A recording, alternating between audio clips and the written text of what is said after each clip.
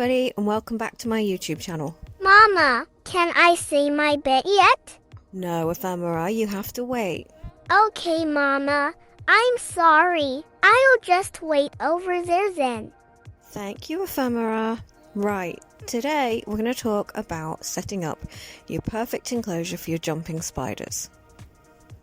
So, you're sure you want a little web puppy of your own. Let's talk about what you need. Usually, a responsible breeder will keep their baby jumpers for at least a few months to make sure they're fully able to hunt for themselves.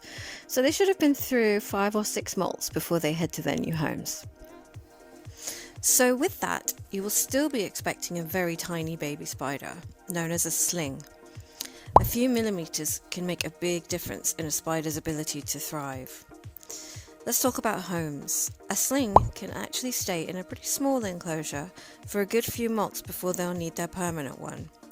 It's recommended to keep the enclosure on the small side because if you move up too much too soon, you could end up with a tiny escapee through the ventilation holes, or your little sling might not be able to hunt well enough if the prey has too much space to get away from your jumping spider. Hey, Ephemera! Yes, Mama?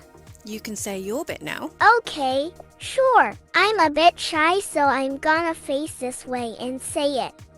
My mama is now gonna show you guys how she makes my home nice and cozy.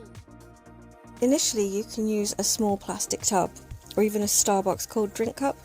Just make sure there are ventilation holes on the sides and you can safely open and close your container every day.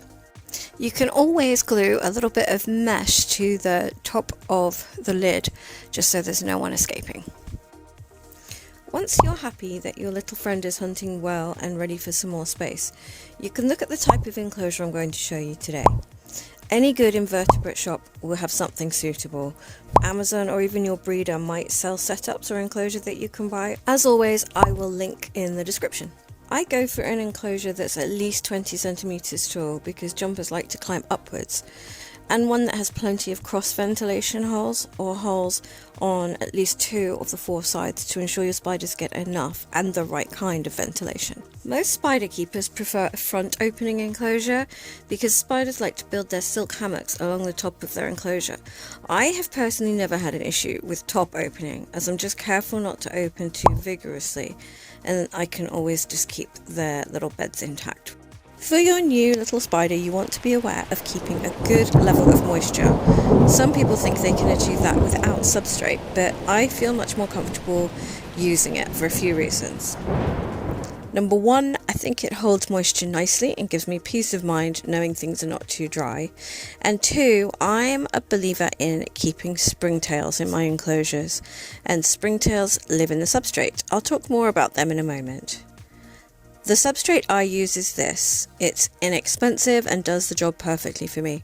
There are different types, but just ensure whatever you get that it's suitable for jumping spiders and doesn't contain any chemicals or pesticides that could poison your new baby. Springtails. These are tiny little arthropods that can be bought at any reptile or invert shop or online. They are known as the cleanup crew. Adding these to your substrate means that all the spiders' leftover food and other waste will be cleared away and processed by the springtails. They're tiny but mighty little friends to add to your jumping spiders' enclosures. They like moisture and will scurry around happily taking care of your pet's debris and mess. They also keep mold at bay, which can be dangerous to your jumper. Decor. This is the super fun part. Get creative, express yourself and make a welcoming little environment for your new friend.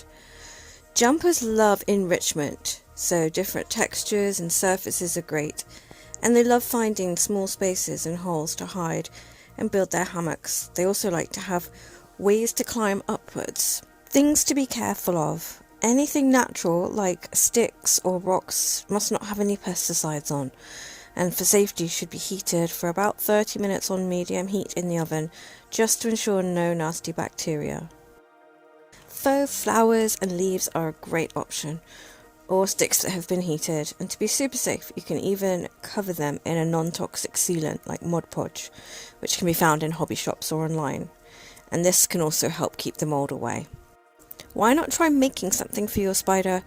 I make these little huts for mine, and they absolutely love crawling inside to sleep or to molt. Soon I'm going to be making little huts for other spider enthusiasts to buy, so if you're interested in one, leave me a comment so I know if it's something people might like. I love customizing them and making each one a little bit different for each spider. Heat, light and water. Jumping spiders are used to warm climates and prefer a semi-tropical place to live. For this reason, it's a great idea to invest in a heat mat to place along the outside back of the enclosure. They will need a 28 watt mat, which again can be found easily on Amazon. To keep your heat pad at a safe temperature, you'll also want to get a thermostat so that you can make sure things don't overheat. The sensor for this can be placed right next to your enclosure for an accurate reading. Again, Amazon is your go-to for a good, inexpensive thermostat. I'll link everything for you in the description. Spiders need plenty of light for daylight hours and dark for night to ensure that their circadian rhythm is on track. A strip of LED lights above the enclosure is great for this.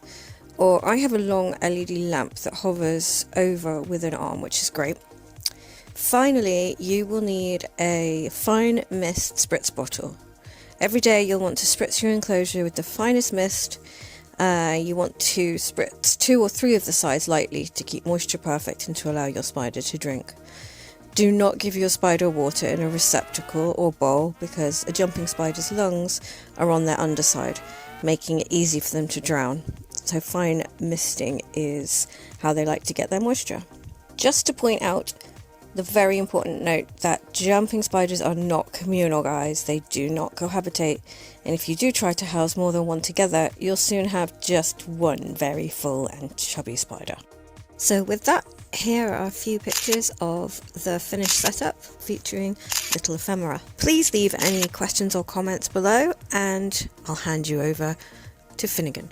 Is it recording, Mama? Yes, Finnegan, it is. Be nice. Okay, sure. Thanks for watching, guys. I hope you enjoyed the video. Don't forget to subscribe and hit that like button too. Add your comments below. I'm going now. Bye.